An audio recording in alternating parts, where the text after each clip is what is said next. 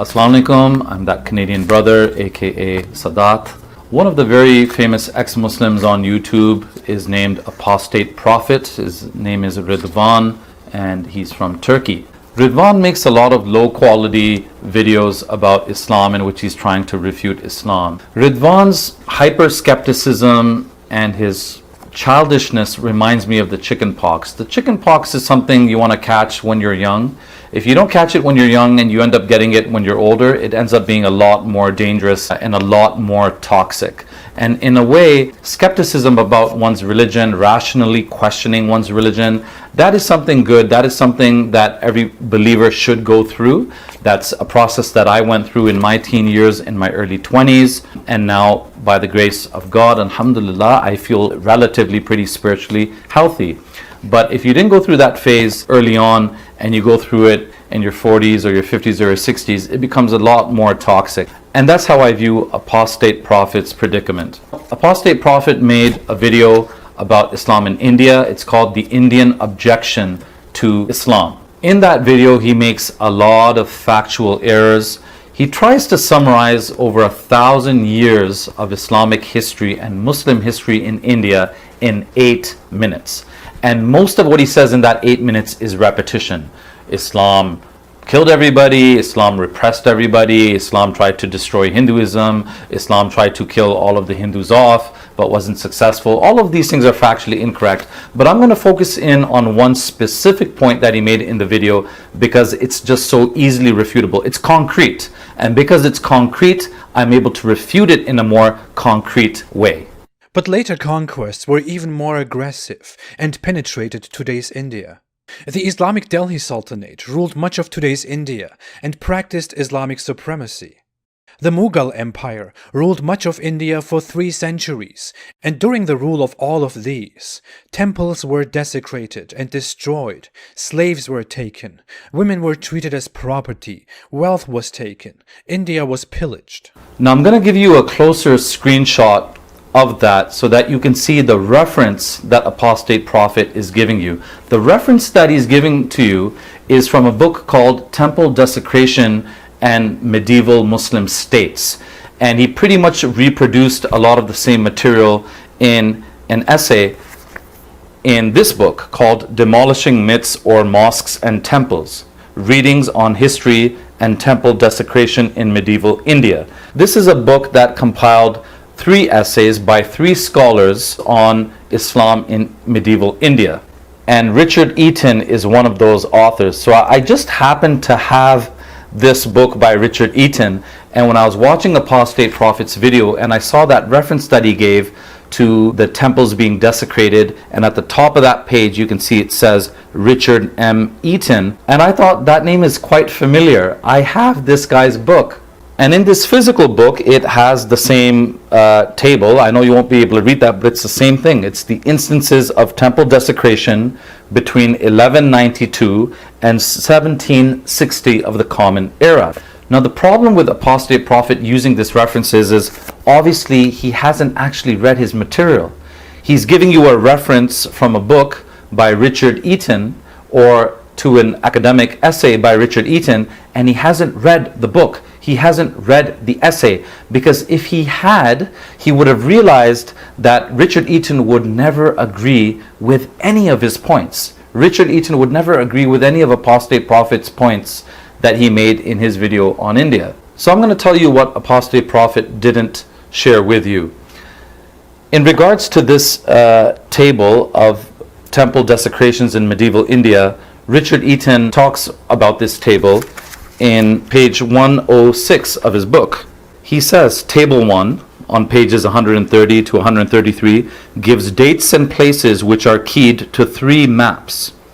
These cannot give the complete picture of temple desecration after the establishment of Turkish power in Upper India. Undoubtedly, some temples were desecrated, but the facts were never recorded, or the facts were recorded, but the records themselves no longer survive. Conversely, later Indo-Muslim chroniclers, seeking to glorify the religious zeal of earlier Muslim rulers, sometimes attributed acts of temple desecrations to such rulers, even when no contemporary evidence supports the claims. As a result, we shall never know the precise number of temples desecrated in Indian history. Nonetheless, by relying strictly on evidence found in contemporary or near contemporary epigraphs and literary evidence spanning more than 5 centuries, one may identify 80 instances, 80 instances of temple desecration whose historicity appears reasonably certain. Although this figure falls well short of the 60,000 claimed by some Hindu nationalists. In other words, the table that Apostate Prophet was showing you is only a total of 3 pages. And what he's saying is that over a period of 5 centuries, there's only 80 confirmed cases of temple desecration. That might come as a shock to many Hindus who have been brought up under BJP governments being told that tens of thousands of Hindu temples were destroyed. If they were, we don't have any evidence of them. Richard Eaton, who is neither Muslim nor Hindu, says that when you actually look at it objectively, historically, there's only 80 historically confirmed examples of temple desecration by Muslims in medieval India. It doesn't mean that there weren't more, but there's only 80 confirmed cases. Over 5 centuries. Why didn't Apostate Prophet share that fact with his viewers? But since Apostate Prophet implicitly endorsed Richard Eaton as an academic or as a scholar or as a writer of repute on this topic, we should further investigate what Richard Eaton has to say in his book. The larger point that Richard Eaton makes in his essay in this book about temple desecration in medieval India is that temple desecration was always there. This is the larger point that would refute Apostate Prophet's video. Richard Eaton makes a convincing case that pre-Islamic Hindu kings and Hindu Rajas in India, when they used to invade each other's kingdoms, used to destroy each other's temples, especially the chief temple in the chief city of those kingdoms, because the act of destroying a temple that was built by a rival king or a rival Raja was a political statement. It was a political act. Fortunately, I take detailed notes when I read a book. When it is my own book, I take detailed notes because I know they might come in useful later on. So I'm going to read some examples of what Richard Eaton says in his book. Apostate Prophet, by the way, next time you give a reference for a book, please read the book. On page 105 of this book, in 642 AD, according to local tradition, the Pallava king Narasimhavarman I looted the image of Ganesha from the Chalukyan capital of Vatapi.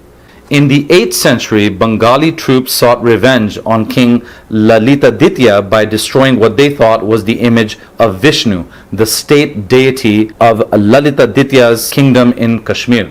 In the early 10th century, the Yashtrakuta monarch Indra III not only destroyed the temple of Kalapriya at Kalpa near the Jamuna river, patronized by the Yashtrakuta's deadly enemies, the Pratiharas, but they took special delight in recording the fact.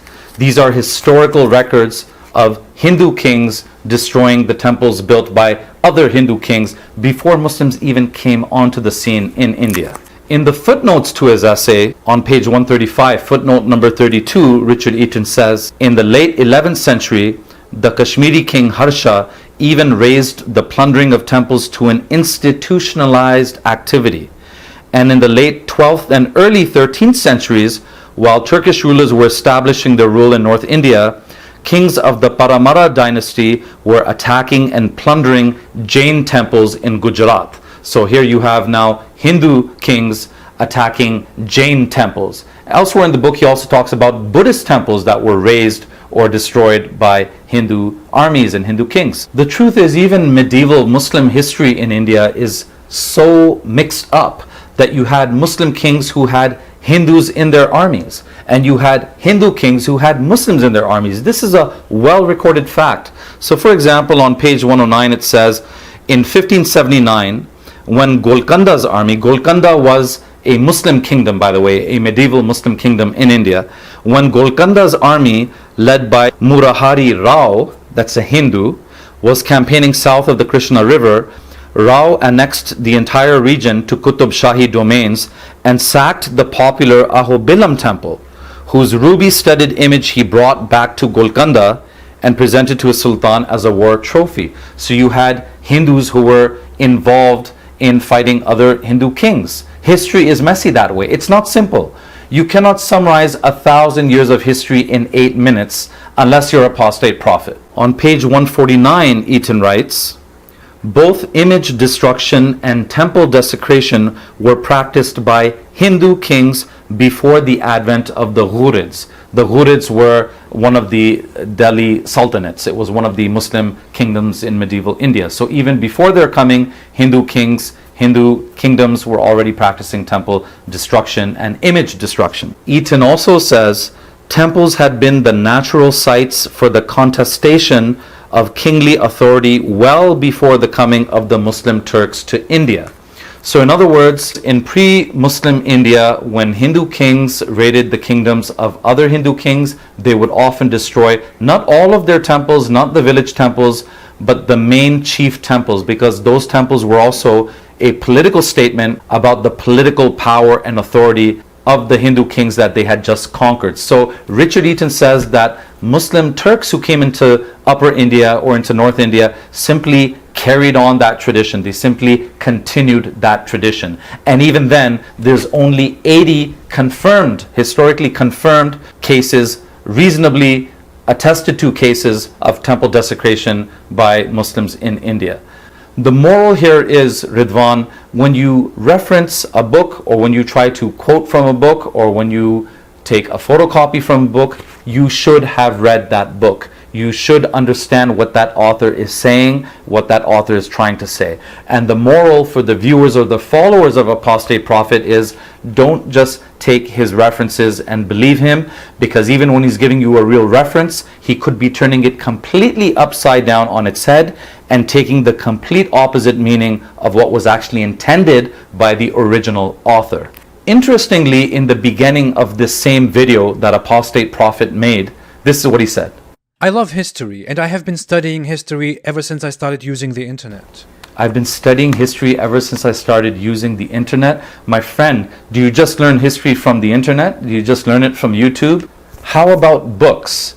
I know you can read books on the internet as well too, but Richard Eaton does not have any of his books available on the internet. So how did you make a reference to this book which you have never read, to an author that you have no clue about? You have no idea what Richard Eaton is talking about. There were a lot of other false accusations that Apostate Prophet made in that video. I'm not going to take the time to respond to all of them, but what I am going to do is I'm going to give you guys some links in the video description below. So just click on the video description and read all of it, and you'll see that I've given you links to some lectures by Richard Eaton where he's talking about Muslims in medieval India. And far from what Apostate Prophet is trying to say, he's not trying to say that the history of Muslims in India is 1,000 years of trying to destroy Indian civilization, destroy Indian architecture, destroy Hinduism. That's the complete opposite of what Richard Eaton says. If you don't want to read or listen to the references that I'm giving to you, fine. Just read the references that Apostate Prophet is giving to you. Apostate Prophet is drawing your attention to Richard Eaton. So please read Richard Eaton's books on Muslim history in medieval India, starting with this one, Demolishing Myths or Mosques and Temples, or his book, Temple Desecration and Muslim Medieval States. Don't listen to Richard Eaton because I'm telling you to. Watch his videos that I'm giving you the links to because Apostate Prophet thinks that Richard Eaton is an academic. Apostate Prophet thinks Richard Eaton is a scholar, is a writer, is an author that's worth quoting or worth referencing. For that reason alone, if you're a fan of Apostate Prophet, watch the links that I give in the video description below to lectures on Islam in India by Richard Eaton. Thanks for watching.